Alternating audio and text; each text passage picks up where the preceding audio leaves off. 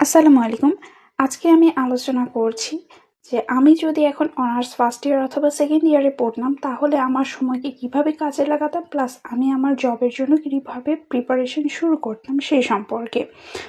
Most of the time দেখা যায় যে আমরা জবের প্রিপারেশন বুঝতে কিংবা সিলেবাস অ্যানালাইসিস করতে একটা বছর কিন্তু নষ্টই করে ফেলি যদি আমরা সঠিকভাবে বুঝতে না পারি, এবং আমি নিজেও কিন্তু একটা বছর লস করেছি অনার্স থাকাকালীন এটা বুঝতে যে মানে অনার্সে থাকাকালীন সময় কিভাবে জবের প্রিপারেশনটা শুরু করব।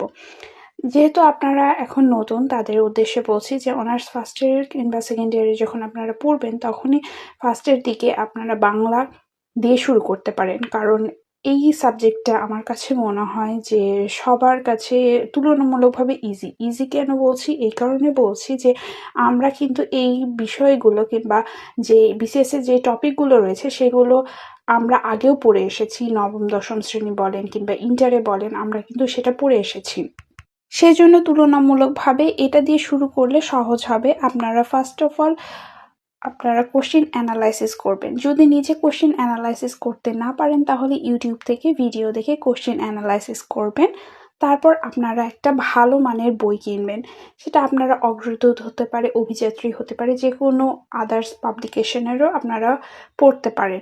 কারণ বইয়ে সব কিছু একই লেখা থাকে, বিষয়টা হচ্ছে আপনার উপর নির্ভর করে যে আপনি কতটা ইফোর্ট দিয়ে পড়ছেন সেটার উপর নির্ভর করছে, সেটা বইয়ের উপর আসলে নির্ভর করে না। আর পরবর্তীতে আপনাদের বিগত সালের যে কোশ্চেনগুলো এসেছে সেগুলো বারবার অ্যানালাইসিস করতে হবে এবং বারবার পড়তে হবে, তাহলে আপনারা বুঝবেন যে কোন টপিকটা ইম্পর্টেন্ট আর কোনটা ইম্পর্টেন্ট না। তারপরে আসি গণিত আর ইংলিশের ক্ষেত্রে। অনেকে দেখা যায় যে ইংলিশে অনেক বেশি দুর্বল, তাহলে আমি বলবো যে অনার্স ফার্স্ট ইয়ার সেকেন্ড ইয়ারে থাকা অবস্থায় আপনারা ইংলিশের বেসিকটা খুব ভালো করে তুলবেন। আপনাদের যদি খুবই অসুবিধা হয় যে বেসিক খুবই দুর্বল তাহলে আপনারা ইউটিউব থেকে বিভিন্ন ফ্রি ক্লাস কিংবা কোর্স করতে পারেন, কিংবা আপনার যদি মনে হয় যে না আমি কোনো একটা ভালো টিচারের কাছে ভর্তি হব তাহলেও সেক্ষেত্রেও আপনারা সেই কাজটা করতে পারেন। কিন্তু যখন আপনারা অনার্সে পড়বেন তখন আপনারা অবশ্যই মাথায় রাখবেন যে আপনাদের সিজি যেটা রেজাল্ট আপনার সাবজেক্টের সেটা কিন্তু মেনটেন করে চলা খুবই ইম্পর্টেন্ট। আপনাকে কিন্তু ফার্স্ট ক্লাস রাখাটা খুব জরুরি বলবো।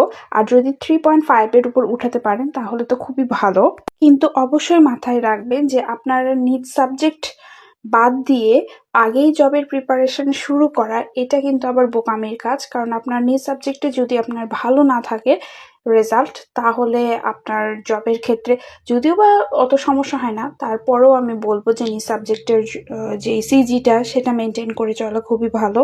আর যাদের গণিতের বেসিক খুবই দুর্বল তারা ক্লাস 5 থেকে 10 পর্যন্ত টেক্সট বইগুলো বারবার সলভ করবেন, দেখবেন আপনাদের বেসিকটা ভালো হয়ে গিয়েছে।